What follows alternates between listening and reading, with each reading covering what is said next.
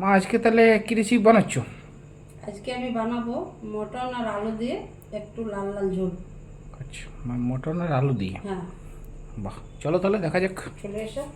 Mutton আলু ঝোলের জন্য কি কি লাগছে? এখানে আমার মটন আছে, মটন আছে, এখানে আমি আলু একটা বড় নিয়ে নিয়েছিলাম। আলু বড়কে নিয়ে নিয়েছি, দিয়ে এটা আমি ধুয়ে কেটে নিয়েছি। নিয়েছি। এই যে এরকম সাইজে, এই যে বড় বড়। এরপর আমি নুন হলুদ দিয়ে এটা একটু মেখে নেবো। ঠিক আছে, দেখাচ্ছি। একটু পরিমাণ মতো নুন দিচ্ছি, এরপর হলুদ দিচ্ছ। 1 চামচের মতো আমি হলুদ দিচ্ছি পরিমাণ মতো।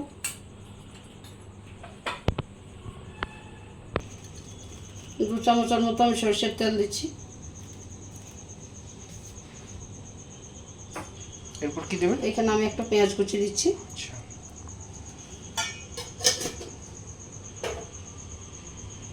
দিয়ে মেখে নেবে নাকি? হ্যাঁ, এটা আমি মেখে নেব।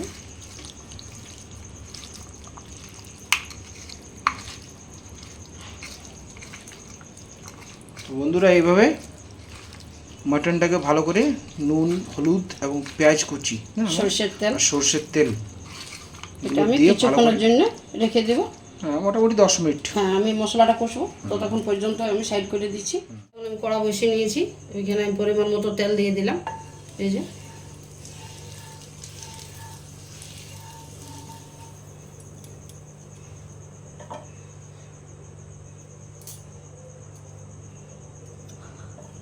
একটু গরম করে নিব তেলটা ভালোভাবে।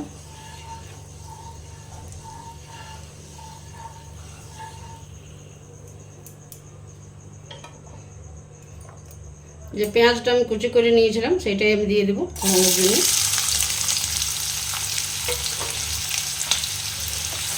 ভালোভাবে লাল লাল করে ভাজিয়ে নিতে হবে।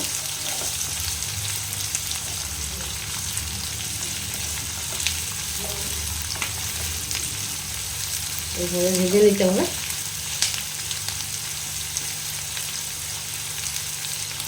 ভালো করে লাল করে ভেজে নিতে হবে। হ্যাঁ বন্ধুরা, আমার লাল করে ভাজা হয়ে গেছে। এই যে এরপর আমি মশলাগুলো ছেড়ে দেবো, দেখাচ্ছি।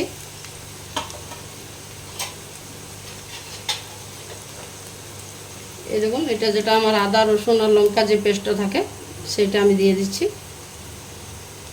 বড় চামচের 1 চামচ দেবো আর একটু দেবো।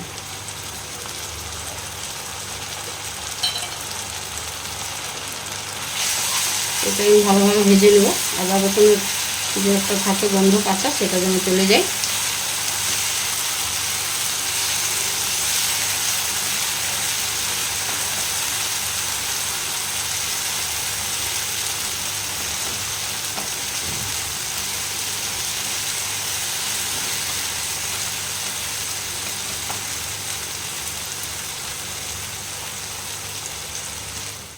এরপর কি দেবো? এরপরে দেবো আমি জিরে গুঁড়ো। জিরে গুঁড়ো, হ্যাঁ, এই ছোটো চামচের 1 চামচের মতো। ছোট চামচ। হ্যাঁ, তারপরে দেবো ধনে গুঁড়ো 1 চামচ। কাশ্মীরি লঙ্কা গুঁড়ো দেবো 1 চামচ, এই যে ছোটো চামচের।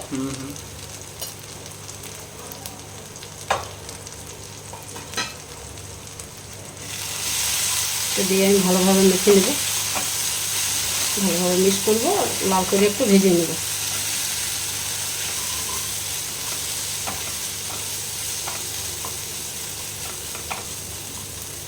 আজটা আমি মিডিয়ামে করছি। মিডিয়াম আছে? হ্যাঁ, লো ফ্লেম ছিল।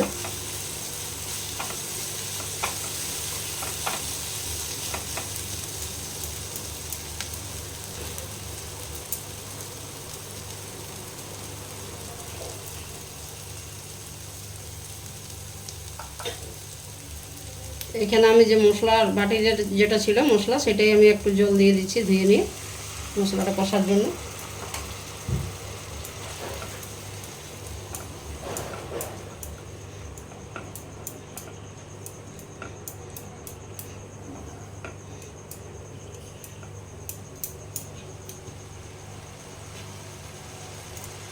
দিয়ে এরপর মশলাটা কষে নেবো, একটু জল দিলাম বাটিটা ধুয়ে। এটা মোটামুটি এখন কষবে না? হ্যাঁ, মশলাটা একটু কষবে। ঢাকনা দিয়ে দেবো মশলাটা কষার জন্য। 2-3 মিনিটের জন্য। হ্যাঁ, 2-3 মিনিটের জন্য বন্ধুরা ঢাকনা দিয়ে দিলাম। চলুন 5 মিনিট, 2-3 মিনিট পরেই ফিরে আসছি। 5 মিনিটও হতে পারে। যতই হবে ততই ভালো হবে, মশলাটা সেন্ট আসবে। চলুন 5 মিনিট পরে ফিরে আসছি আমরা। 5 মিনিট পরে ফিরে এলাম। মা ঢাকনাটা তুলে দেখো। হ্যাঁ, মশলাটা আমার হয়ে গেছে কষা, এই যে সাইডে তেল ছাড়ছে। এরপর আমি মাংসটা দিয়ে দেবো। আচ্ছা, অনেকে তো মা তোমার প্রেসার কুকার দিয়েও করেন। হ্যাঁ, প্রেসার কুকারও হয়।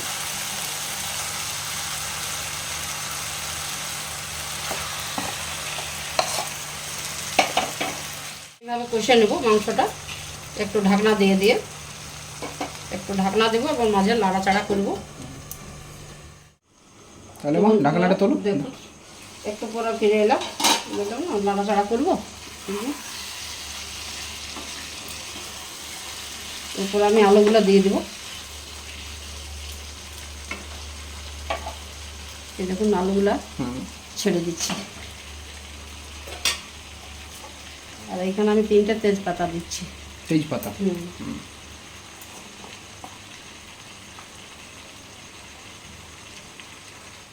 না এটা বাড়ির যে ভাজা মশলাটা দিলে সেটা 1 চামচ দিয়েছি। দিয়ে দিলাম, কারণ আমি প্যাকেটের মশলা কিছু ব্যবহার করিনি, ওই জন্য। এরপর আমি এইটাকে আবার কষবো ঢাকনা দিয়ে ঢাকনা দিয়ে দেবো। এটা হয়ে গেল, আবার ঢাকনা দিয়ে দেবো। এটা আমার 20-25 মিনিটের মতো সময় লাগবে। মাঝে মধ্যে নাড়াচাড়া করবো, ঢাকনা দেবো। তো বন্ধুরা চলুন একবারে 20 মিনিট পরেই আপনাদেরকে দেখাচ্ছি। 20 মিনিট পরে ফিরে এলাম। পরে দেখাচ্ছি। বাহ, খুব ভালো টেস্ট। এই দেখুন আমার প্রায় সিদ্ধ হয়ে গেছে। এই যে ঢাকনা দিয়ে কষেছি তো, এই দেখুন আলুটা, এই যে। এরপর আমি গরম জল দিয়ে দেবো।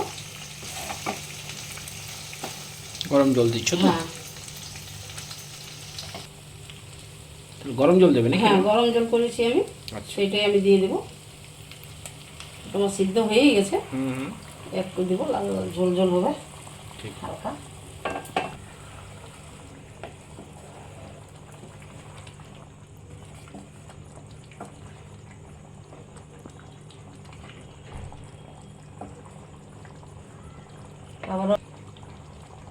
আবার ঢাকা দিচ্ছ? হ্যাঁ, কতক্ষণ পরে ঢাকাটা উঠাবে? একটু 2-5 মিনিট পর। 2-5 মিনিট। হ্যাঁ, চলুন বন্ধুরা আবার 5 মিনিট পরে ফিরে আসছি। চলে এসেছি। মা দেখো ঢাকনাটা তুলো। এটা আমার হয়ে গেছে। পারফেক্ট, এই যে দারুণ সিদ্ধ হয়েছে। এই যে দেখেই তো পুরো জিভে জল চলে আসছে।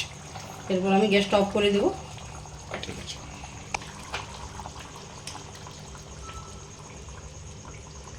তাহলে এরপর নামিয়ে নিচ্ছ নাকি? হ্যাঁ, এরপরে নামাবো। ঠিক আছে, চলো নামিয়ে তারপর দেখাচ্ছি। হুম, ঠিক আছে, দেখুন মা ঢেলে নিয়েছে একটা জায়গাতে। এইভাবে ভিডিওটা দেখে পরে আপনারাও রেসিপিটা তৈরি করুন। মাটনের ঝোল এবং ভাত রুটি দিয়ে দুটো দিয়েই খেতে পারেন, এত সুন্দর হয়েছে, দুটোতেই চলবে। তো চলুন আজকের মতো তাহলে ভিডিওটা এখানেই শেষ করলাম। একটু লাইক কমেন্ট শেয়ারটা করে দেবেন। আজকের মতো তাহলে আসছি, বাই বাই।